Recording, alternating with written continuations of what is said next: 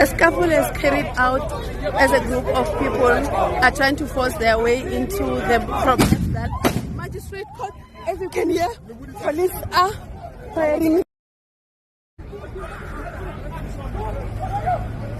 As you can see over there, there is a scuffle. They're trying to force their way into the court building. Police seem to have their handful.